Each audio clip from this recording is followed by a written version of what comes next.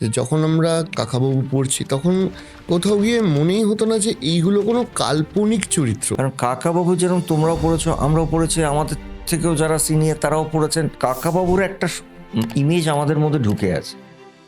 কাকাবাবুর না কিছু কিছু প্যাটার্ন জিনিস আমার মনে হয় এটা সবাই বোঝেন। একটা তো অবশ্য লুকটা, ওই যে যে ছবিটা স্কেচগুলো কাকাবাবুর আঁকা থাকে, মোটা গোঁফ, মোটা জুলপি। আচ্ছা, এই যে ফিল্মটা হলো, এটার শুটিংয়ের অভিজ্ঞতাটা যদি একটু আমাদেরকে শেয়ার করেন। বিজয়নগরের হিরে আমরা আমাদের প্রথম ছবি ছিল ইজিপ্টের শুটিং, এবং তারপর একটা সুইজারল্যান্ডে, তারপর একটা সাউথ আফ্রিকা, এবং that was A horrible day. মানে যেদিন আমরা শুটিং শেষ করছি সেদিন সারা পৃথিবী বন্ধ হয়ে যাচ্ছে। মানে এটা অভিনয় এবং ডেডিকেশন, এই দুটোর কানেকশনটা আপনি কি মনে করেন? মানে একজন অভিনেতাকে তো মানে দেখুন, একজন অভিনেতা দেখো, আপনি বলেছিলেন যে আপনার মানে বহুবার বলেছেন যে আপনার লাইফে আপনার বিশাল বড় জায়গা আপনার মায়ের অবদান।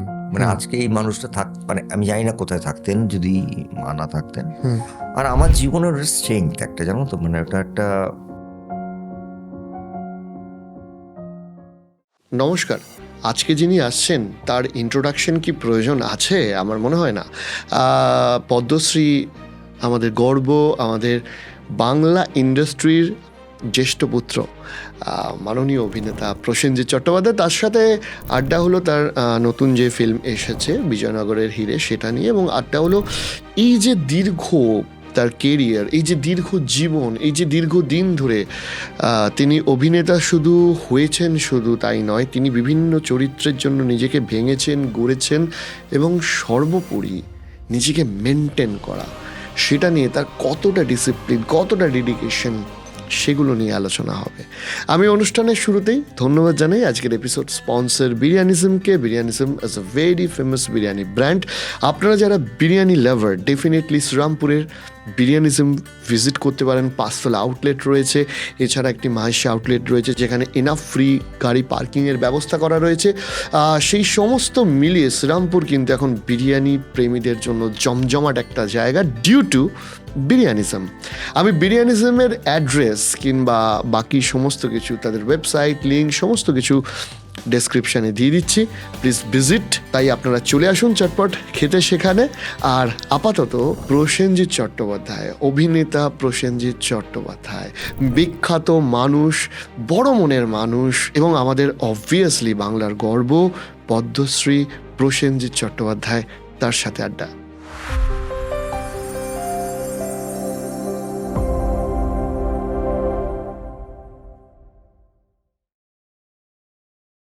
প্রথমেই বলি, কেমন আছেন সেটা বলুন, যেটা দিয়ে আমরা পডকাস্ট শুরু করি। আমি ভালো আছি, বেশ ভালো। এবং বছরের শুরুতেই ভালো থাকার কারণটার একটা হচ্ছে যে আমাদের ঠিক সরস্বতী পুজোর দিন বিজয়নগরে হিরে আসছে, এবং কাকাবাবু উইথ সন্তু ফিরছে। এবং কাকাবাবুর ফ্যান তো মানে জেনারেশনের পর জেনারেশন। একদমই তাই। এবং সেটা আপনারও। সো খুবই ভালো লাগছে, কারণ আমরা এই ছবিটাকে বিশেষ করে এই বিজয়নগরের হিরের এইটাকে আমরা প্রমোটও করছি, খুব একটু অল্প প্রমোট, কিন্তু যেটা করছি বাচ্চাদের কাছে গিয়ে। কারণ আমার বারবার মনে হয় যে কাকাবাবু একটা জেনারেশন প্রচুর পড়তেন, আর একটা জেনারেশন হয়তো আর একটা জেনারেশন তারা কাকাবাবুটা চিনে গেছেন সিনেমার জন্য পর তাদের কাছে যেভাবে পপুলারিটি আমি দেখছি because of Kakababu and Santu. আমার কথা মনে হয় বাচ্চাগুলো, মানে আই ওয়াজ নট অ্যাওয়্যার যে সত্যি করে যে এরা এতটা কাকাবাবুকে চেনে। মানে এটা দেখে আমার ভালো লাগছে। মানে আমাদেরকে অনেকেই প্রশ্ন করেন যে আজকে জেনজি বা আজকের বাচ্চারা, but I am feeling so good যে ওরা যেভাবে রিয়াক্ট করছে, যেভাবে ওরা।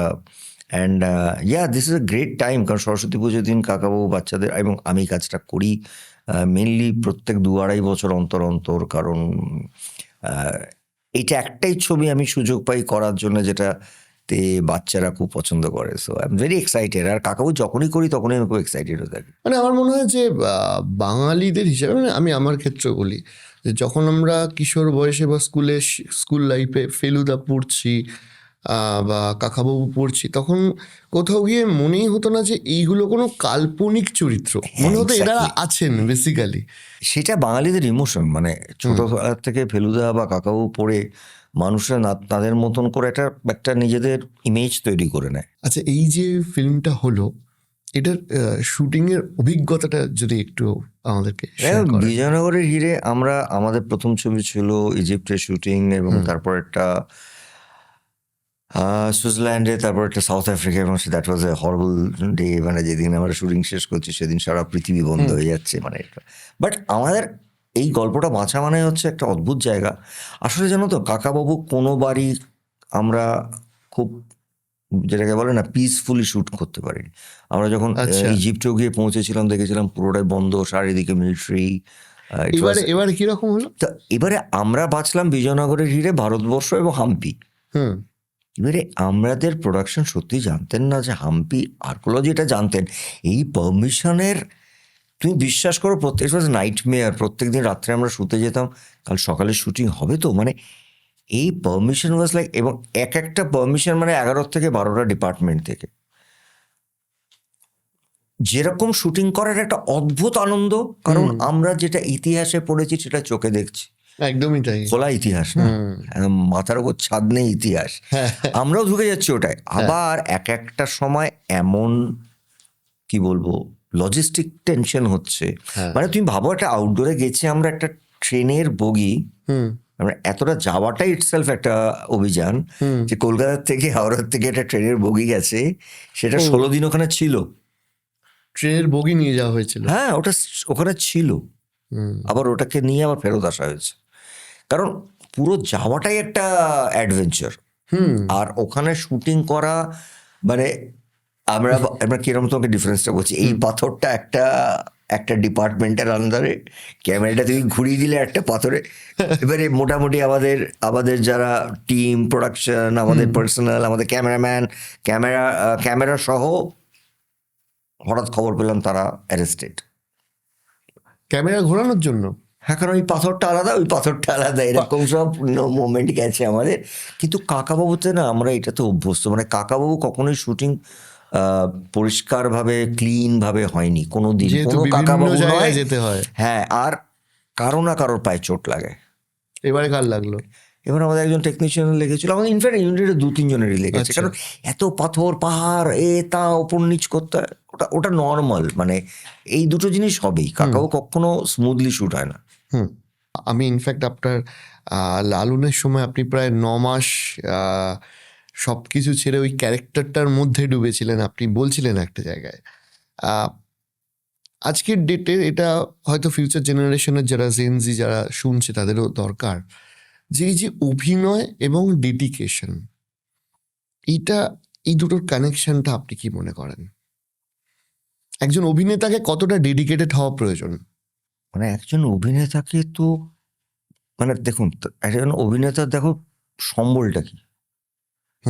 আমি যদি চেহারাটা ভুলে যাই সাময়িক, তার কাছে দুটোই সম্বল, কিন্তু যে দুটো তুমি বললে, একটা ডেডিকেশন আর একটা অভিনয়। আর একটা আর ফোকাস থাকা, ওটা খুব ইম্পর্ট্যান্ট। এইটার বাইরে তো আর আমাদের কোনো জোর নেই। মানে একটা পার্ট যদি আমি পাই, মানে আমার কথাটা হচ্ছে যে আমি যেরকম লালনের কথা আমি যদি ভাবি, আজ থেকে তারও 20 বছর আগে বা 15 বছর আগে, যখন আমি একদম হার্ডকোর মেন স্ট্রিম ছবিগুলো করতাম, তার ডেডিকেশনটাও কিন্তু খুব প্রয়োজন। ওটা কিন্তু খুব সোজা নয়। মানে আমি যেটা বারবার সবাইকে বলি, যে যে কোনো হিরো বা হিরোইন বা অ্যাক্টার্স যারা মেন স্ট্রিমে কাজ করছেন, বিশেষ করে পরপর যারা ছবি করে যাচ্ছেন, তাদের প্রতিটি ছবিতে মানুষকে আনন্দ দিতে হবে, এবং তোমায় নতুন নতুন জিনিস অ্যাপ্লাই করতে হবে, তোমাকে নতুন নতুন জিনিস সৃষ্টি করতে হবে, তোমাকে নতুন নতুন জিনিস শিখতে হবে। মানে ধরো, আমরা যখন শুরু করেছি তখন নাচের প্যাটার্ন আলাদা ছিল। আমার কেরিয়ারেতে আমি নাচের প্যাটার্ন পাল্টে দিয়েছি। অ্যাকশন শুরু করেছি একরকমভাবে, আমার কেরিয়ারে অ্যাকশন করতে করতে আমি কত কিছু অ্যাকশনের নতুন নতুন জিনিস ইন্ট্রোডিউস করেছি। ঠিক সেইভাবে যখন ভাবলাম যে আমি একটা অন্যরকমভাবে কাজ করা শুরু করব, তো আমার কাছে তো মানে আমি বলছি, আমার শেষ পাতা দেখে মানুষজন বিশ্বাসই করতে পারেন না এটা আমি, বা ইনফ্যাক্ট আমার জাতিস্বরে। সো এইটা না, আমাদের কাছে আর কোনো অস্ত্র নেই, কিন্তু মানে আমি আমার মানে পরবর্তীকালে দেখো না, এক একজন হয় তুমি জানবে যাদেরকে আমরা বলি ইনবর্ন অ্যাক্টর, এই কথাটা খুব আসে। হুম মানে আমি আমার নিজের অভিজ্ঞতার থেকে দু একজনের নাম বলতে পারি যারা ইনবর্ন, মানে আমি বলতে চাইছি ধরো সাবিত্রী আন্টি, আমরা সবাই বলতেন ইনবর্ন অ্যাক্টর, মানে ওটা না একটা মানুষ এখান থেকে বসে 1 সেকেন্ডের মধ্যে কি যেটা ডেলিভার করবো ওটা ভাবা যায় না, সেটা কিন্তু কিছু ভেবে করছেন না। আচ্ছা মৌহাদি ছিলেন, এরকম কিছু ইনবর্ন অ্যাক্টর হয় যারা যাদেরকে পরিচালকরা ব্যবহার করে নেন।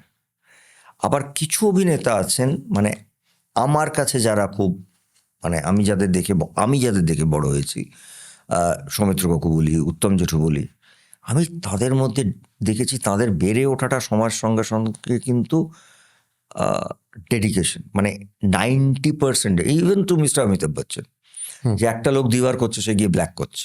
হুম সো এই যে এই মানুষগুলো আমার কেরিয়ারে বা আমার জন্য ভীষণ ইম্পর্ট্যান্ট এবং খুব ইন্সপায়ারিং, ওরাই আমার চ্যাপ্টার বেসিক্যালি। সো আমি সবসময় মনে করি যে দেখো ডেডিকেশন এবং তোমার ওই কি বলবো আমি মানে কতটা পাচ্ছি ইম্পর্টেন্ট না, কিন্তু আমাকে পারতেই হবে। এটা আমি বিশেষ করে উত্তম জেঠুর কথা কেন বারবার বলবো, যে উত্তম জেঠু রোম্যান্টিক হিরো হিসেবে অসাধারণ কাজ করে গেছে, মানে রোম্যান্টিক হিরো আর ভারতবর্ষে কেউ ওনার মতন হবে না। কিন্তু উনি অভিনেতা হিসেবে যখন নিজেকে ভাঙাচড়া করা শুরু করলেন, তখন হয়তো কিছু কিছু ক্ষেত্রে আমি কাল না পরশু কাকে বলছিলাম যে আরে বাঘবন্দির খেলা দেখলে মনে হয় না যে লোকটা একটা রোম্যান্টিক হিরো। এইটাকে বলে ডেডিকেশন, নিজেকে ভাঙা। মানে ওনার ক্ষমতা তো ছিলই, কিন্তু ওনার ডেডিকেশন লেভেলটা আমার বাবাটা আমাদের কাছে যেটা শুনেছি অন্য লেভেলে। তো আমি না এইগুলোকে নিয়ে আমি বলি যে পরিশ্রম করতে হবে, আসলে কথাটা কিন্তু এন্ড অফ দ্য ডে তোমাকে প্রচুর পরিশ্রম করতে হবে। এইটা একটু দরকার আপনার মুখ থেকে আমি শুনতে চাই, কারণ আজকের ডেটে না একটা মেন্টালিটি এসে গেছে যে এক্ষুনি চাই। অনেকেই বলছে যে হয়তো কেউ অভিনেতা হলো, যে কালকে ধরুন একজন খুব বড় স্টার রয়েছে, মেগাস্টার সুপারস্টার রয়েছে, তার মতো ফেম চাই, কালকেই চাই। সেইখানে ধরুন আপনি একটা top of the tyre Glamour নিয়ে 40 বছর প্রায় কাটিয়ে দিচ্ছেন। এই যে পরিশ্রমের যে রহস্যটা বলছেন, এটা একটু স্পেসিফিকভাবে বলুন। পরিশ্রম এবং আমি তার সাথে জুড়ছি পেশেন্স। পেশেন্সটা খুব ইম্পর্ট্যান্ট, এবং আমার কথা বারবার মনে হয় যে এই যে স্টার বলি, সুপারস্টার বলি, অ্যাক্টর বলি, হোয়াট এভার, যাকে যেটা নাম দেওয়া হোক দিক, তোমাকে যে কোনো ফিল্ডে, মানে তুমি ধর আজকে যে কাজটা করছো, তোমাকে 15 বছর পর যদি এই কাজটা করতে হয় উইথ ইয়োর গ্রেস, তাহলে কিন্তু রাতারাতি এটা হবে না। মানে পৃথিবীতে কোনো অ্যাক্টরের নাম কেউ করতে পারবে না। হ্যাঁ, একজন হয় হয়তো রাতারাতি সে বিশাল স্টার হয়ে যায় বা বিশাল একটা কিছু নাম হয়ে যায়, এবার ধরে রাখাটাও শখ। তারপর 3 বছর পর তার নাম খুঁজে পাওয়া যায় না। এটাকে ডেডিকেশন বলে না। আর আমি না একটা কথা সব সময় এটা আমি বলতে চাই, কারণ তুমি এই প্রশ্নটা করছো বলে, বিশেষ করে যারা ভবিষ্যতে অভিনেতা হতে চান বা অভিনেত্রী বা অ্যাক্টার্স হতে চান, আমি সাকসেসটা কিনা যত কম সঙ্গে রাখা যায় ততটা বেটার। রাইট, একটু বলুন। মানে আমি একটা সাকসেস পেলাম, আমি না বিশ্বাস করো আমি জীবনে কম সাকসেস পাইনি, মানে অনেক পেয়েছি, কিন্তু আমি সাকসেসটাকে পরের দিন সকালবেলা শুটিংয়ে গিয়ে মনে হতো এটা আমার প্রথম ছবি। আমি একদম আমার কমার্শিয়াল ছবির কথা বলছি। আমি একটা দিন কেন সারা ইন্ডাস্ট্রি বলতে পারবে না যে আমি আমার সাকসেসের জন্য কোনো পার্টি দিয়েছি। আমার সাকসেসকে আমি সেলিব্রেট করেছি, কারণ আমি মনে করতাম ওটা আমাকে দর্শক দিয়েছেন, আমার মা দিয়েছেন, আমাদের পুরো ইউনিট যে প্রোডাকশনটা যারা করেছি প্রত্যেকের লোকের ইকুয়াল কন্ট্রিবিউশন এই ছবিটা হিট করেছে। পরের দিন যেটা করছি সেটা কি ওটার মতন হবে? Let me focus on that. আর যদি তোমার কোনো সময় মনে হয় যে এই জিনিসটা আমার অসম্ভব ভালো হবে আর সেটা ভালো হলো না, তুমি ওইটাকে একটু বেশি সময় রাখো, keep it with year self, ওটাকে নার্চার করো, ওটাকে কাটাছেঁড়া করো, সো ইউ উইল আন্ডারস্ট্যান্ড তোমার ভুলটা কোথায়। মনে ভালো লাগতো, হয়তো পুরো ইউনিট নিয়ে একটু মিষ্টি খেলাম বা আনন্দ করলাম, বললাম চল আজকে লাঞ্চটা আমার তরফ থেকে, এইটুকুই। সো এইগুলো না আমি কেন বলছি, যেটা হয়তো আজকে পার্টি করি, আমি আজকেও পার্টি করব, আজকে হয়তো সময়টাও পাল্টে গেছে, কিন্তু ওই পার্টিটা করার পরের দিন থেকে ভুলে যেতে হবে ওটাকে। এইটা আমার খুব আন্তরিকভাবে এটাই আমার বক্তব্য থাকে যে সাকসেসটাকে নিয়ে যতক্ষণ না কম চলা যায় ততটা বেটার। ধরো একটা ক্রিকেটার যদি কালকে সেঞ্চুরি করে, হ্যাঁ, তাকে তো সারা না পৃথিবী কান্ত তাকে নিয়ে মাথায় নাচছে, সে কিন্তু ভাবছে আমি পরের দিন সেঞ্চুরিটা করতে পারবো তো, ওই সেঞ্চুরিটা নিয়ে ভাবেই না। You are just like sportsman না। এই যে ধরুন সময়ের একটা প্রবাহমানতা, দীর্ঘদিন ধরে আপনি ইন্ডাস্ট্রির মধ্যে রয়েছেন, আপনি কি কি পরিবর্তন লক্ষ্য করলেন ইন্ডাস্ট্রিতে, বাংলা ইন্ডাস্ট্রিতে? হ্যাঁ, পরিবর্তন তো অনেকটাই হয়েছে, অনেক কিছুই হয়েছে। দেখো, একটা হচ্ছে সময় পাল্টে গেছে, কমিউনিকেশন পাল্টে গেছে, সিনেমার ল্যাঙ্গুয়েজ পাল্টে গেছে। আমরা তো সেই ব্ল্যাক অ্যান্ড হোয়াইট সময় থেকে কাজ শুরু করেছি। তবে আমার একটা জিনিস বারবার মনে হচ্ছে, দেখো সিনেমার ক্ষেত্রে সিনেমা সবসময় বহু বছর ধরে আমি দেখছি, আমরাও সেটা we have been part of it, যে বহু বছর ধরে সিনেমা সবসময় একটা চ্যালেঞ্জের মুখে পড়ে। অ্যাটলিস্ট আমার ক্যারিয়ারে যদি আমি ভাবি যে শুরু করেছি, দেখো যখন শুরু করেছি তখন দূরদর্শন ছিল না, জাস্ট দূরদর্শন চলে এলো, তারপরে আস্তে আস্তে স্যাটেলাইট চ্যানেল চলে এলো, তারপরে কেবল অপারেশন চলে এলো, বাড়িতে প্রত্যেক শনি রোববার সবার বাড়িতে হিট হিট ছবি দেখাচ্ছে, তারপর আস্তে আস্তে হোম থিয়েটার চলে এলো, তারপরে ওটিটি চলে এলো, আর এখন তো এতগুলো স্ক্রিন, এখন তো মোবাইলও একটা এন্টারটেনমেন্ট স্ক্রিন। সো তার মধ্যে আজকের চ্যালেঞ্জটা ফর ফিল্ম মেকার্স আর মোর, কারণ সিনেমা হলে টিকিট রেটস বেড়ে গেল, তো এখন মানুষকে থিয়েটারে বা সিনেমা হলে ঢোকানোটা না অনেক শক্ত কাজ, বেশি শক্ত কাজ। We all have to be, কারণ হয়তো আপনি যখন শুরু করছেন তখন তার কাছে ওই এন্টারটেনমেন্ট ছিল না, option কিছু অপশন ছিল সিনেমা বা থিয়েটার। এক্স্যাক্টলি। মানুষ কলকাতাতে ঢুকতেন যে তারা নয় থিয়েটার দেখবে, স্টার থিয়েটার, রংমহল, এটা, আর না হলে হলে এসে ছবি দেখবে আর কলকাতা ঘুরবে। এখন তো এন্টারটেনমেন্টেরও এতগুলো ভাগ হয়ে গেছে, তার মধ্যে একটা ছবিকে দেখানো, লোককে হলে টানা, সেটাকে লোককে ভালো লাগানো, থিয়েটারে আমি বলছি। আবার আর একদিকে আমি উল্টো বলি যে দেখো, আমাদের সবাই শুধু সিনেমা হলের টিকিটটাই ছিল রেভিনিউ। হ্যাঁ, উল্টোটা বলছি, সেখানে আবার একটা কঠিন লড়াই আছে। আমাদের কিন্তু অন্য কোনো সাপোর্ট ছিল না যে আমার ভাই ছবি কভার করার জন্য আমি এটা স্যাটেলাইট বিক্রি করতে পারছি, বা একটা উমুক রাইটস বিক্রি করতে পারছি, বা একটা গানের রাইট। অনলি টিকিট থেকেই পুরো পয়সাটা তুলে লাভ হতো। একদম। তো ওটার একটা অন্যরকম লড়াই, একটা লড়াই একটা। আপনি একটা জিনিস বলুন, 1.5 টাকা না, আড়াই টাকা না 3 টাকার টিকিট ছিল। এই এই এই এই যাত্রা থেকেই আমি আপনাকে জিজ্ঞেস করবো যে ধরুন 2.5 টাকা টিকিট ছিল, সেখান থেকে আজকের ডেটে বড় বড় মাল্টিপ্লেক্স বা বড় বড় শপিং মলে এখন প্রচুর সিনেমা হল হয়ে গেছে।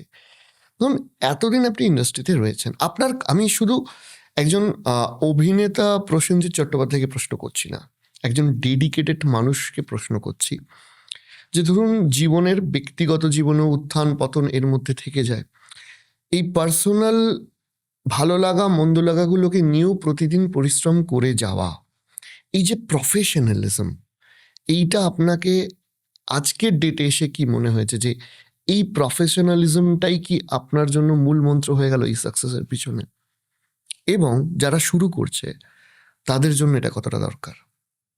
দেখো, সেটা কতটা তাদের জন্য দরকার এটা তো ঠিক আমি বলতে পারবো না, সত্যি কথা বলছি। তবে আমার কোথাও মনে হয়, আমি আজকেও সকালে বলেছি যে শুধু আমি নয়, আমার মতো আরো অনেকেই আছেন,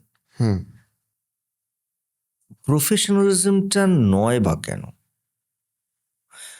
ধরো আমি যখন 20 বছর বা 25 বছর বয়সে অভিনয় করেছি, কেউ দাঁড়িয়ে বলতে পারবে না এত বড় একটা ইন্ডাস্ট্রিতে যে প্রসেনজিৎ চট্টোপাধ্যায়কে আমরা যেটা দরকার সেটা পাইনি। টাইমে আসা বলি, এটাকে তো প্রফেশনালিজম বলে। এটার একটা উদাহরণ দিচ্ছি, এবং আজকে আমার প্রায় 45 বছর কাজ হচ্ছে, আজকেও আমি চেষ্টা করি যদি কোনো কারণ আমার 15 মিনিট দেরি হয়, ইভেন ফর আচ্ছা হতো মিডিয়া বা অন্য কোনো কাজ, বা এমনি আমার ইন্ডাস্ট্রির বাইরেও কোনো কাজ, আমি যদি বলি যে আমি 5:30টায় যাবো, আমি যদি আমার 6টা হয়ে যায়, আমি তো হাত জোর করে করে ঢুকি, বাবু এখানে এটার জন্য হয়েছে, এটা ওটার জন্য হয়েছে, বাট আই গিভ, ওরা বলছে তোমাকে ক্ল্যারিফাই করতে হবে না, we all know you are on time, it's not the time. আমার একটাই কথা যে আমরা সিনেমা বানাচ্ছি বা আমরা সিনেমাতে কাজ করছি বা অন্য কিছুতে কাজ করছি, কিন্তু এইটা তো আমার একটা কাজ।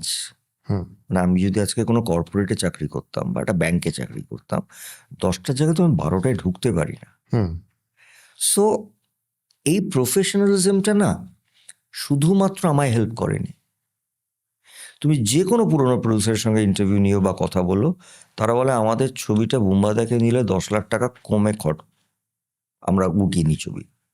কারণ ওই লোকটা যেই 9টায় ঢুকে যায়, আমাকে ডিরেক্টর, ক্যামেরাম্যান লাইট করে ঠিক 9:30টার মধ্যে ওরা রোল করবে। হুম এটা অনেকটা ম্যাটার করে। কারণ কিন্তু ওরা লাইট করে বসে আছে যে অবভিয়াসলি আচ্ছা মেন অ্যাক্টরটা এসছে, সেটা যেই হতে পারে, হুম এরা এসছে আর্টিস্ট, আচ্ছা ঠিক আছে। এইটাতে না তুমি দেখবে 10 দিনের কাজটা আরামসে 8 দিনে উঠে গেছে। এটা আমার থ্রু আউট লাইফ হয়েছে। আউটডোরে গেছি হয়তো 12 দিন ভেবে 10 দিনের প্যাক আপ। লাভবানটা প্রডিউসাররাও হয়েছে। হুম মানে 2 দিন কমা মানে অনেকটা লাভ।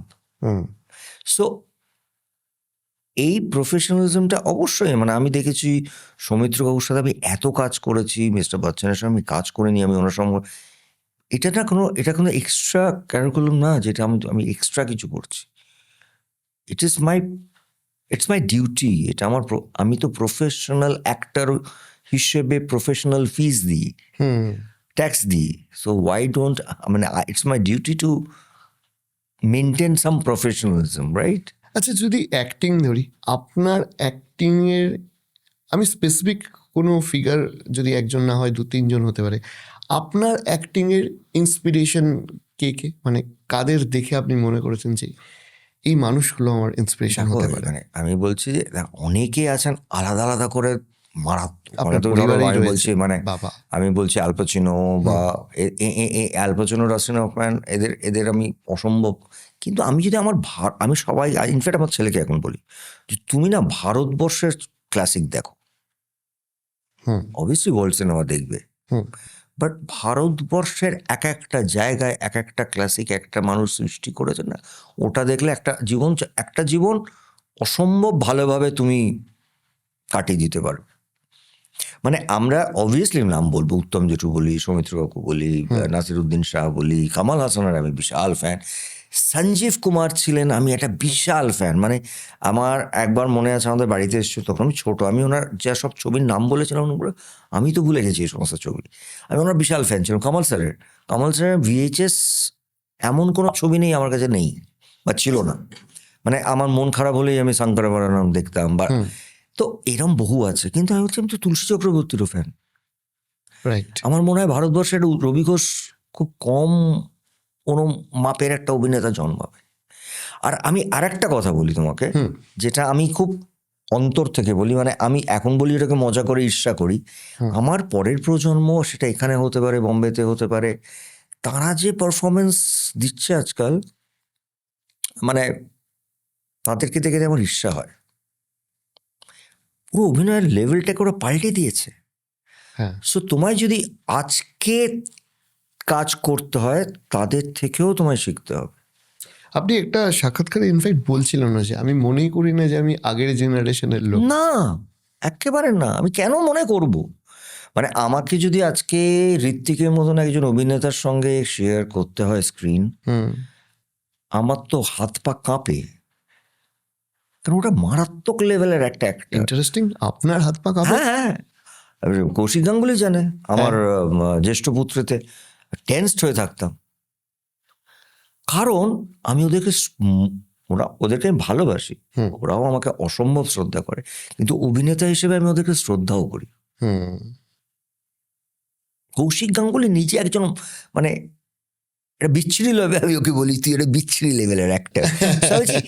এই যে আমি বলছি, আমি কেন এত কথা বলছি, অভিনয় ফরম্যাটটা ভেঙে গেছে এবং ওই ফরম্যাটটাকে, মানে আমি তোমাকে একটা কথা বলছি, তুমি তো নিশ্চয়ই দেখেছো সৌমিত্র চট্টোপাধ্যায়ের জীবনের শুরুর অভিনয় ভাবো আর শেষের দিকের অভিনয় ভাবো, অনেক তফাৎ। তা আমার কাছে এই মানুষগুলোই হচ্ছে ইন্সপিরেশন। সময়ের সাথে সাথে অভিনয়টাও পাল্টায়, তার ধারা পাল্টায়, সংলাপ বলার ধরন পাল্টায়। মীর আমাকে একবার মজা করে বলেছিল, বোধহয় আগে না আমি তোমাকে কপি করে করেই সব চালাতাম, এখন তুমি এমন সব ছবি করো না, তোমাকে কপি করা যায় না, এক একটাতে এক রকম করছো। সো কিন্তু আমি বলছি এই কথা, এই জিনিসগুলো না আমি শিখেছি, মানে এবং এটার জন্য একটা সময় আসে। হুম মানে এরকম নয় যে যারা, বিশেষ করে আমি বলছি মেইন স্ট্রিম হিরো যারা, হুম। তাদেরকে একটা প্যাটার্ন ধরতেই হয়, কারণ ওটা দর্শকের চাহিদা।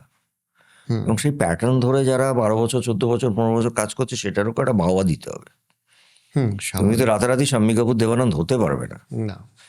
মানে ওটাও কিন্তু কঠিন কাজ। হুম কিন্তু জীবনে একটা সময় আসে, মানে আমি বেছে নিয়েছিলাম যে একটা সময় এটা অবধি হয়েছে, এবারে let me explore something else. তো আমার 90% ডেডিকেশন গো, খাটনি। আমি কখনো বলি না যে আমি একজন বিশাল মানের অভিনেতা, কিন্তু আমি এটা বলি যে আমি একটা ভালো অভিনয় করার জন্য I can go any extent. এই ডেডিকেশনের কথা বললেন বলে অনেকেই মনে করে এই যে ধরুন সময় বেড়ে যায়, তারিখ বেড়ে যায়, সাল বেড়ে যায়, আপনার বয়স বাড়ে না, তার পিছনে আছে আপনার ডায়েট। আপনি একটু আপনার এই ডায়েটের রহস্যটা একটু যতটা পারা যায় একটু উন্মোচন করুন আজকে আমাদের পডকাস্টে। আসলে এই প্রশ্নটা আমার জন্য একটা ভীষণ। বড় ডায়েট ইয়ে ছিল দই শশা।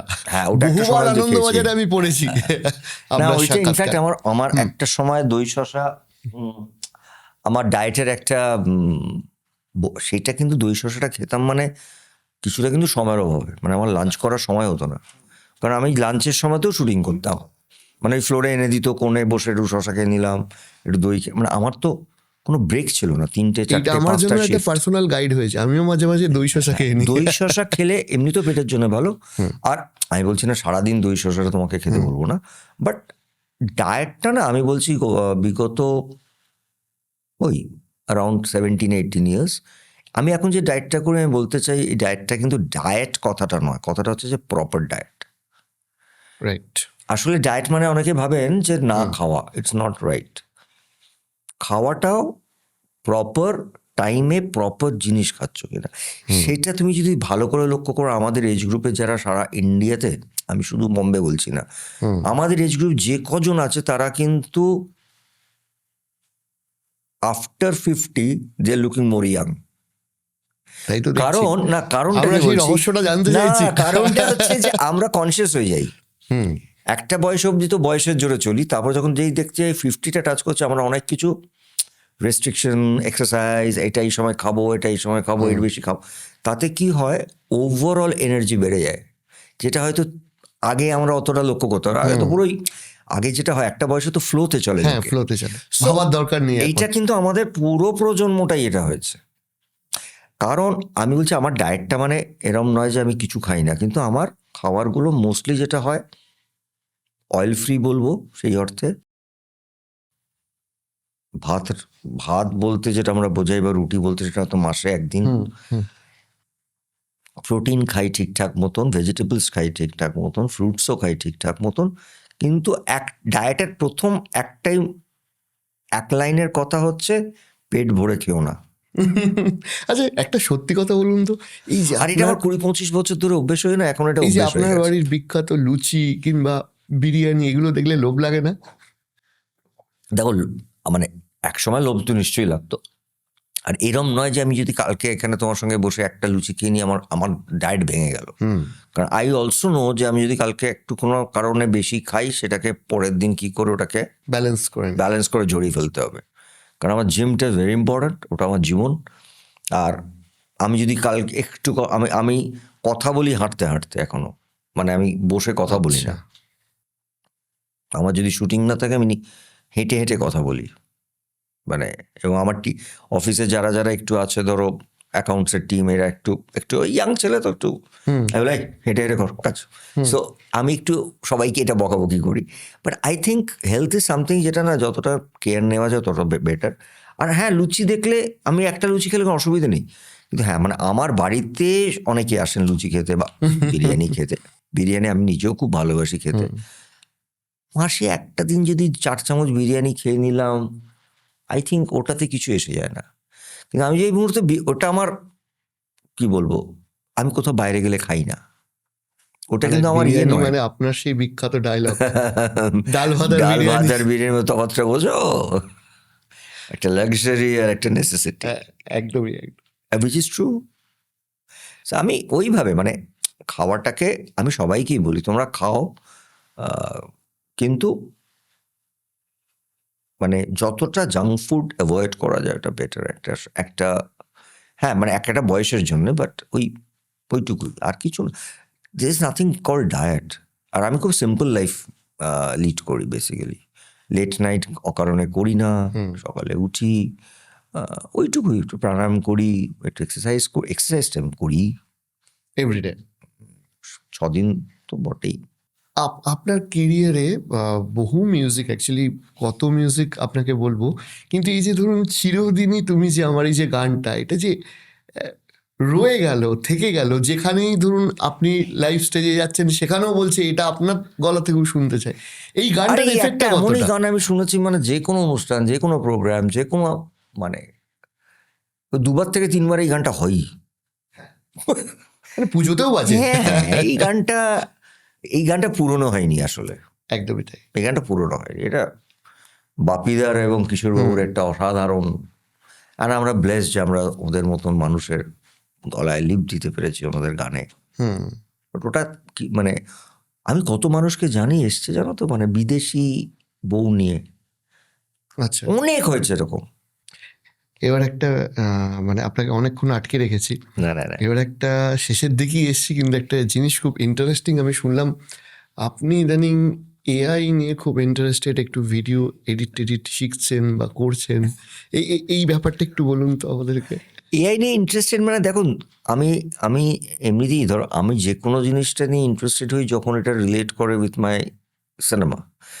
নতুন টেকনোলজিকে অ্যাভয়েড করতে পারবে না। তো আমার বারবার মনে হলো যখন আমাদের প্রথম এই সিজি এসছিল, মানে যখন অনেক দিন আগে আমরা প্রথম দেখছিলাম একই ফ্রেমে ব্ল্যাক অ্যান্ড হোয়াইট কালার দেখা যাচ্ছে, একটা লোক লাফিয়ে পড়ছে, আমি বুঝতে পারছি যে এর পেছনে একটা কেবল আছে, কিন্তু কেবলটাকে ইরেজ করছে, এইগুলো আমরা জানতাম না।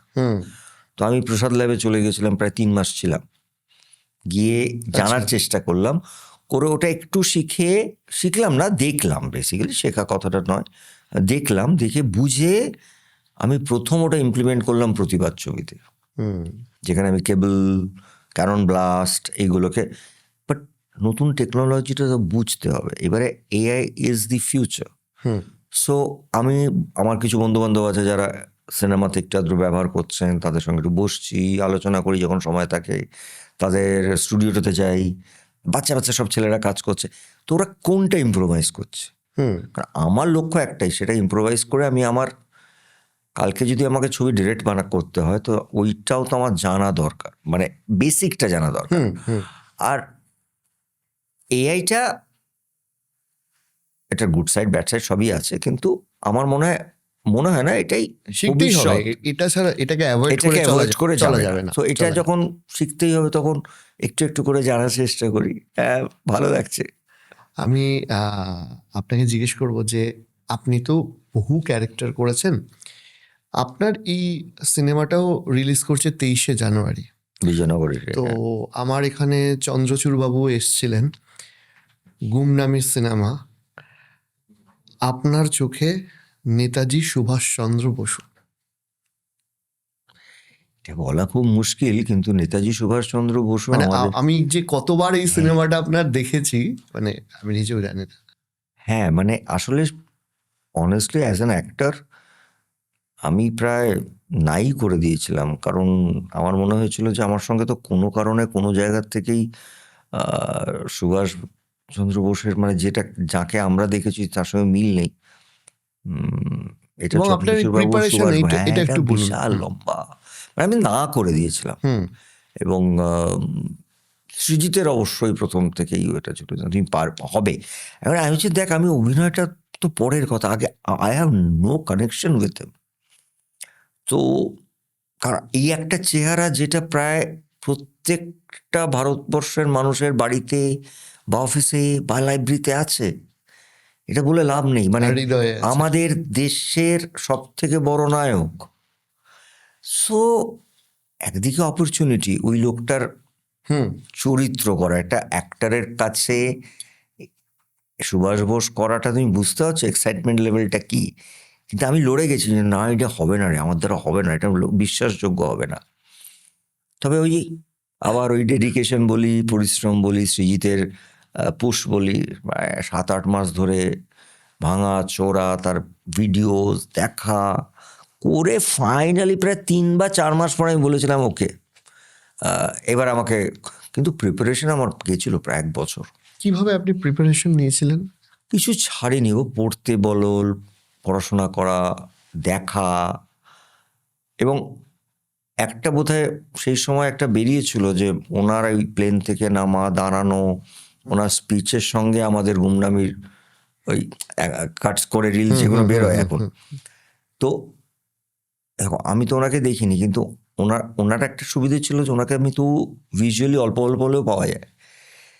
তার সাথে তার কথা বলা, সব থেকে যেটা প্রবলেম হচ্ছে আমার মুখটা ভাঙা, মানে লম্বা, আমার মুখটা গোল, এই নিয়ে তো আমার 3 মাস গেছে।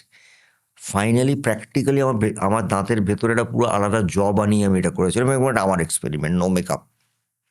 মানে পুরো ছবিটায়, মানে যখন নেতাজি করেছে আমার ভেতরে একটা এক্সট্রা জ লাগানো ছিল, যেটা আমাকে এটা ফুলিয়েছিল। আমার মুখ তো গোল নয়, ওরম ফোলা নয়। ওটাতে আগে পস্টেরিক্স ট্রাই করা হয়েছে, I was not happy, Srijit was not happy. করতে করতে একজন ডাক্তার, দাঁতের ডাক্তারের সাথে বসে তাকে দিয়ে 3 বা 4 বার এক্সপেরিমেন্ট করে ফাইনালি ওই লুকটা, তখন আমি ফার্স্ট ফটোশ্যুট করলাম যে ইয়েস, নাও আই এম ওকে। কিন্তু অনেক কষ্ট হতো, রক্ত বেরিয়ে যেত, কারণ পড়ে থাকতে হতো। 23 তারিখে যারা হলে যেতে চান, মানে যারা হলে যাবেন, সেই দর্শকদের জন্য আপনি কি বলবেন? আপনার যে আপকামিং ফিল্ম আসছে। দেখো আমি প্রথমে যেটা বললাম, আমি দর্শকদেরকে, দর্শক বলবো না আসলে, এইটা আমি বলবো পরিবারদেরকে হ্যাঁ, একদমই বলবো তাই। এখানে আসতে, কারণ সরস্বতী পুজো এবং সেই সপ্তাহটাও খুব লম্বা ছুটি, এবং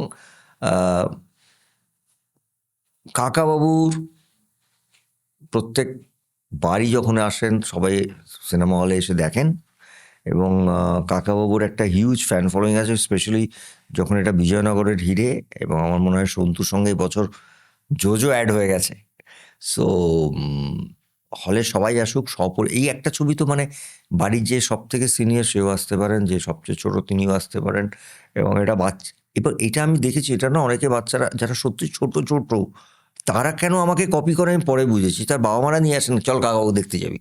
হ্যাঁ। সো ওই ওই ওই দর্শকটা আছে, এবং আমি চাইবো যে এই সরস্বতী পুজোয় ছুটির সময় সবাই মিলে এসে হলে কাকাবাবু দেখুন, কারণ এটা একটা পরিষ্কার ছবি, এবং এটা আপনাদের গল্পটা জানা, তার সত্ত্বেও বললো এটা ভালো লাগবে দেখতে, কারণ মানুষের গল্প জেনে ছবি দেখতেও খুব ভালো লাগে। আর ধরুন এইবার যে নতুন ডিরেক্টর চন্দ্রাশিস রায়, তার সাথে আপনার শুটিং এর অভিজ্ঞতা কেমন হলো, বা যারা আপনার সাথে সহ অভিনেতা অভিনেত্রীরা ছিলেন? আসলে আগের যে 3টে আমার সঙ্গে করেছিল সৃজিত, এবং আমি মনে করি সৃজিত এটাকে বিশেষ করে প্রথম যখন আমি সুনীলদা থেকে পারমিশনই সৃজিত যেরকম হয় বলে এটা একটু পুরনো গল্প, কিন্তু তার ঠিক 15 দিনের মধ্যে গল্পটা, স্ক্রিপ্টটা লিখে নিয়ে চলে এলো, এবং ও না কাকাবাবুকে একটা লার্জার দ্যান লাইফ করে একটা অসাধারণ প্রেজেন্ট করেছিল বিষয় রহস্যে, এবং তারপরে ইতি অভিযানেও, তারপরে প্রত্যাবর্তনেও।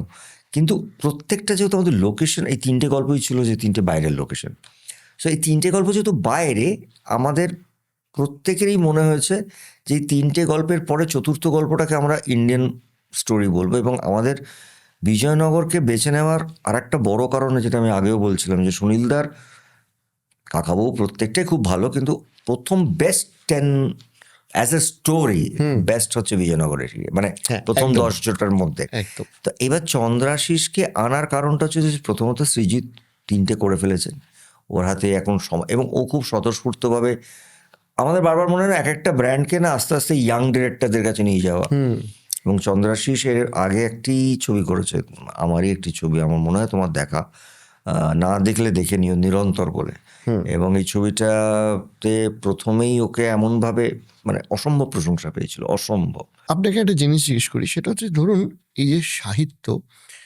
সাহিত্যের তো একটা অ্যাবস্ট্রাকটিভ ফিগার থাকে, মানে ধরুন ফেলুদা পড়ে আমার কল্পনায় ফেলুদা একজন, আপনি ফেলুদা বললে আপনার কল্পনায় একজন। এই কোনো স্পেসিফিক সাহিত্য বা কোনো স্পেসিফিক ক্যারেক্টারকে স্ক্রিনে ফুটিয়ে তোলা কি একটু বেশি কঠিন বা অন্যরকম হয়? না, নিশ্চয়ই হয়, একদম হয়। মানে আমার এই অভিজ্ঞতাটা দেখো, মানে অনেস্টলি স্পিকিং এক একটা চরিত্র আমরা স্ক্রিন প্লেতে পাই বা বই থেকেও সেটা স্ক্রিন প্লে হয়। সেটা যেন আমি তোমাকে একটা এক্সাম্পল দিলে বুঝতে পারবে যে যখন আমি লালন করেছিলাম তখন আমার কাছে কোনো রেফারেন্স ছিল না, মানে অ্যাপার্ট ফ্রম দি বুক বা ইতিহাস আমার না লোকটার সম্পর্কে কোনো ছবি আছে না তার কোনো কি বলে নেতাজিতেও তবু আমি পেয়েছিলাম যেটা রেফারেন্স আমি আসতাম ওটাই। হ্যাঁ, বাট কিন্তু আমি লালনে কোনো রেফারেন্সই পাইনি। যেটুকু পেয়েছি সুনীলদার বইতে বা পড়াশোনা করে, কিন্তু ওভারঅল লালন চরিত্রটার কোনো আমি রেফারেন্স পাইনি। এটাকে অফকোর্স গৌতমদার সাপোর্টে হেল্পে আমার নিজের মতন করে একটা লালনকে আমি লালন করে, কিন্তু এখন মানুষ বলেন যে আমাদের চোখ বন্ধ করলে লালন আপনাকে দেখি, ঠিক ঠিক তার ব্যাং অপোজিটটা হচ্ছে কাকাবাবু। কারণ কাকাবাবু যেরকম তোমরাও পড়েছো, আমরাও পড়েছি, আমাদের থেকেও যারা সিনিয়র তারাও পড়েছেন, কাকাবাবুর একটা ইমেজ আমাদের মধ্যে ঢুকে আছে। কিন্তু আজকের দিনে কাকাবাবু এবং যে লোকটা ল্যাপটপ ক্যারি করে, আইফোন ক্যারি করে, সো ইটস এ ডিফারেন্ট কাকাবাবু। তার ওই ক্রাচটা নেই। সেটা নিয়েও আমাদের অনেক মানে প্রায় 3 মাস ডিবেট হয়েছে যে আমরা কি ওই ক্রাচটা রাখবো না। তো আজকের মানুষ যদি এটা হয়, আজকের কাকাবাবু, তাহলে সে তো অবভিয়াসলি এই ক্রাচটা ইউজ করবে যেটা আমরা ব্যবহার করি। তো এরকম ছোট ছোট জিনিস আমরা প্রচুর তর্কাতর্কি করেছি, প্রচুর মানুষের থেকে আমি মানে যখন লেখা হচ্ছে সেটা তো আগের অনেক আগে তখন ওই পরিবর্তন হয়ে গেছে, অনেকটা পরিবর্তন। আমরা প্রথম থেকেই কাকাবাবুকে আজকের কাকাবাবু করে, সেটা সৃজিতের টেক এবং সেটা ওয়ার্কও করেছে। কারণ একটা কাকাবাবু তার ল্যাপটপ নেই, আইপ্যাড নেই, তার ফোন নেই, কমিউনিকেশন নেই, যে কারণে চিত্রনাট্যতেও কিছু কিছু জায়গায় পাল্টাতে হয়। কাকাবাবু তো আসলে একটা সুপার কাকাবাবু, সুপারম্যানের মতো। মানে আজকে আমরা সুপারম্যান দেখি, কত বছর আগে এরা লিখে দিয়ে গেছেন। মানে তো এই যে একটা সুপার হিরো এবং সাহিত্যের এই কাকাবাবুটাকে ব্লেন্ড করে আমরা একটা চরিত্র তৈরি করার চেষ্টা করেছি, এবং ওইটা আমি দেখলাম ওয়ার্ক করে গেল। ওই যে একটা ঠোঁটের কোণে হাসি, গোপের তলায় হাসি, একটা চোখে মজা, কাকাবাবুর একটা টিপিক্যাল করে ব্যাপার আছে। তো সেইগুলোকে আমরা একটু একটু একটু একটু করে ব্যবহার করলাম, এবং সৃজিত অলসো আমাকে হেল্প করলো। আমার প্রথম কাকাবাবুটাতেই আমি না অসম্ভবভাবে, মানে এখন লোকে বলে কাকাবাবু না চোখ বন্ধ করলে আমাদের ওই চশমাটা খুঁজে বার করা, এবং আমি চশমাটাকে মেনটেন করি, মানে চশমাটাকে কিন্তু পাল্টাই না। মানে প্রতিটা ছবিতে না কাকাবাবুকে পাল্টালে কিন্তু না, মানে নির্দিষ্ট ইমেজ, হ্যাঁ, ওইটাকে রাখা এবং ওইটাকে মেনটেন, এখন ওটা একটা মানে আমাদের ছোটবেলা, মানে আমরা যখন ফেলুদা দেখতে শুরু করেছি সৌমিত্রবাবুটা প্রথম মনে পড়ে, পরবর্তীকালে বেনুদা মনে পড়ে, কিন্তু সৌমিত্রবাবুটা প্রথমে আমাদের জেনারেশনে মনে পড়ে, তার পরবর্তী জেনারেশন বেনুদাকে মনে পড়ে আমাদের। তো আমার মনে হয় আজ থেকে ধরো 15, 20, 25 বছর পরেও কাকাবাবু হবে, তখন হয়তো অন্য কেউ করবেন। কিন্তু আমার এই কি বলে, আমাদের এই চারটে হবে, হয়তো আরো 2-3টে করবো, আরো 5টা করবো, এই রিফ্লেকশনটা থেকে যাবে। তো এটা না একটা অন্য একটা শক্ত তো বটেই, এটা কঠিন তো বটেই। এই যে নতুন ধরনের প্রমোশনটা চলছে, এইটা এক্সপিরিয়েন্স কেমন হলো? এটা মারাত্মক। মানে আমি মানে হ্যাঁ, অবভিয়াসলি স্কুলে গেলে বাচ্চারা আমাকে দেখবে, এক্সাইটেড হবে, এগুলো ঠিক, কিন্তু the way they are treating me. And আর একটা জিনিস আমি বলছি যে, মানে এটা আমি অনেককেই বলছি, এটা আমার কাছে একটা অদ্ভুত সারপ্রাইজিং লেগেছে যে আমরা যেই বাচ্চাদের নিয়ে স্পেশালি ইংলিশ মিডিয়াম, জেনজি নানা রকম আলোচনা করি, তুমি বিশ্বাস করো, এতটুকু বাড়িয়ে বলছি না, যদি 100টা বাচ্চা আমার কাছে অবধি এসেছে, তার মধ্যে 80টা, আমি বলবো 100টাই পায়ে হাত দিয়ে প্রণাম করেছে। হ্যাঁ, সে তো স্বাভাবিক। আপনি এমন একজন ব্যক্তিত্ব। না, আমি বলছি এটা স্বাভাবিক নয়, কারণ আমি তোমাকে একটা কথা বলছি, তোমাদের জেনারেশনও নয়, আমি আমার ছেলেকে দেখে তো বুঝি, মানে এদের জেনারেশনে তুমি কিছু বলে দিলে, আগে আমরা কি করতাম, মা বলে চাই অমুক এসছে পায়ে দিয়ে প্রণাম করো, এদেরকে তুমি এটা পারবে না। They understand the value. মানে এই যে আমরা বারবার বলি না যে এটা চলে গেছে এখনকার থেকে, এখন ওটা চলে গেছে, এখন এরা দিয়ে আমার এটা অদ্ভুত লেগেছে যে, মানে for them I M A actor, but the kind of respect, তার মানে আমি যেটা বলি না যে মানুষ, এদের বাচ্চাদের মধ্যে এটা এখনো আছে। আমরা এটা নিয়ে অনেক আলোচনা করি যে এখন ওরা পাল্টে গেছে, কিন্তু এই যে ভিতর থেকে আছে এটা, এই যে বহমানতা, আমার মনে হয় আমি বললাম মানে একটা ইংলিশ মিডিয়ামে তারা সুনীলদার কাকাবু সমগ্র নিয়ে সই করাবে বলে, আর ওদের যে কি বলবো, একটা বাচ্চা আমার ওটা তো মানে ওটা ভেরি অর্গানিক, মানে ওটা আমিও এক মুহূর্তে আগে বুঝতে পারিনি যে ওই গানটা বাজাবে স্যাক্সোফোনে। অ্যান্ড ওটার বাজনার থেকে আমার কাছে লেগেছে যে দ্য ওয়ে দে, মানে অতগুলো বাচ্চা, মানে মিউজিকটা শুনে ওরা চিয়ার করছে। ওটা একটা কালজয়ী আই music. Mean I was like, সত্যি এটা খুব একটা ইমোশনাল মোমেন্ট। এবং এই মোমেন্টগুলো না আমাদের মতন মানুষের জীবনে যে কতটা, আমি বলেছি তো এই আমার মনে হয় এই বছরের সব থেকে বড় গিফট আমার জন্য ওইটা ছিল। আমি আপনাকে আরেকটা জিনিস জিজ্ঞাসা করবো, সেটা হচ্ছে যে এত বছরের কেরিয়ার আপনি তো প্রায় সব কিছু পেয়েছেন, এমন কি কিছু মনে হয় যে যেগুলো এখনো করা হয়নি বা এই কাজগুলো হলে ভালো হতো? দেখো, অভিনেতা হিসেবে আমার খিদেটা না একটা অন্য লেভেলের, সেটা না আমি একটু ডিসক্রাইব করতে পারবো না। মানে আমার কোনো কিছু করেই তৃপ্তি হয় না, মনে হয় এটা হয়নি, এটা হয়নি, এটা হয়নি, এটা হয়নি, এটা করবো, ওটা করবো। আসলে অনেস্টলি আমাকে যদি জিজ্ঞেস করো, আমার 365 দিনের মধ্যে আমার অ্যাটলিস্ট 300 দিন আমি কাটাই শুধু একটা ভীষণ অন্যরকম চরিত্রের জন্য। ওকে। আর আমার কোনো কাজ নেই কিন্তু আসলে এমন একটা চরিত্র যেটা এখনো করা হয়নি বা আমি লোককে সারপ্রাইজ করতে পারি।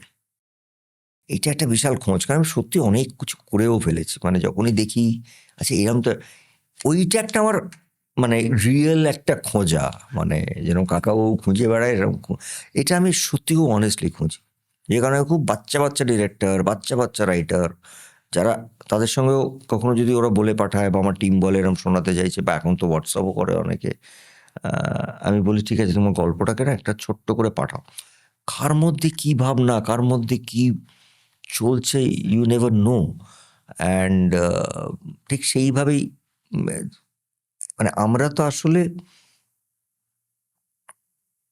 একটা ছবি বা সিনেমা বা একটা চরিত্রকে তৈরি করি, ওটা হঠাৎই হয় জানো তো, মানে ওটা ওটা ইট জাস্ট হ্যাপেন্স লাইক। হ্যাঁ, সৃষ্টির কোনো সময় হয় না, সময় হয় না। কখন মাথায় আসবে কেউ জানে না। তো ওইটাতেই আমার ম্যাক্সিমাম দিন সময় বা দিন কাটে অনেস্টলি বলছি। কারণ এখনো যখন দেখি একটা জলসাঘর বা একটা যখন দেখি গডফাদার বা আরও আছে এরকম অনেক, মানে মনে হয় যে কবে করবো এরকম একটা কিছু।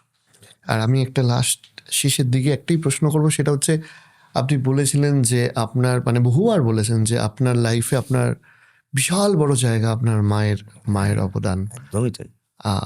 সেইটা একটু যদি আরেকবার না না, মানে আমার মনে হয় এটা সবাই জানেন, মানে এটা আলাদা করে আন্ডারলাইন করার কিছু নেই। কারণ আমি যে তোমার সঙ্গে এখনো বসে কথা বলছি, তুমি আমার ইন্টারভিউ নিচ্ছ, তোমার সঙ্গে আমি আড্ডা মারছি, গল্প করছি, মানে আজকে এই মানুষটা মানে আমি জানি না কোথায় থাকতেন যদি মা না থাকতেন। আর আমার জীবনের স্ট্রেংথ একটা, জানো তো, মানে ওটা একটা না বলা থাকে না, না বলা শক্তি। I can talk to my ma, I can feel her, I can, আর মানে খারাপ সময় গেলে ওনার ওপর চেঁচামেচিও করতে পারি, মানে I can talk to her. So she is there with me, and I think that's the blessing.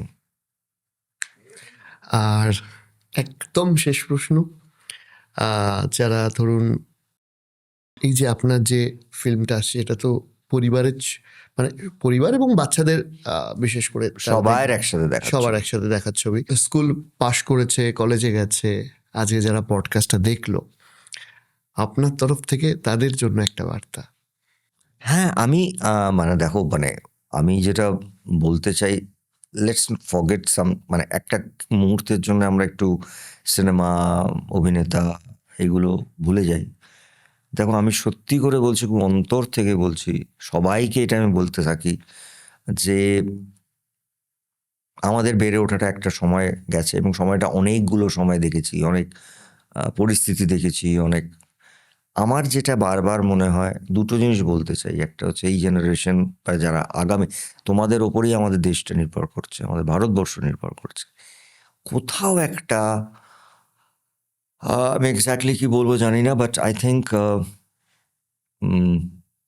স্থিরতা আসা উচিত, এবং যতটা পারবে মানুষকে ভালোবাসো আর মানুষের থেকে ভালোবাসা নাও। আমরা না আস্তে আস্তে এই ভালোবাসা কথাটা থেকে সরে যাচ্ছি। অ্যাগ্রেসিভ হওয়া ভালো, বাট এতটাও নয়। কারণ আমার মনে হয় যে আমরা যে দেশটায় বাস করছি, যেখানে বড় হচ্ছি, যারা আমাদের ভবিষ্যৎ, তারা দে শুড বি, ওই হয় না যে আমি বলছি ভালোবাসাটাকে আমরা যতটা পারি স্প্রেড করি।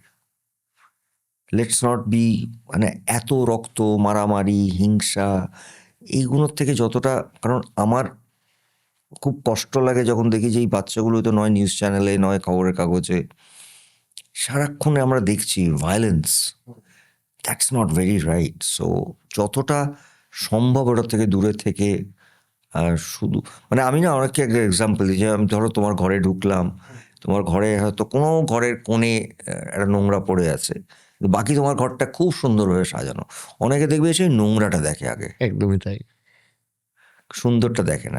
আমাদের let's find out the beauty, সৌন্দর্য যেটা, ওটা জীবনটাকে বদলে দেবে।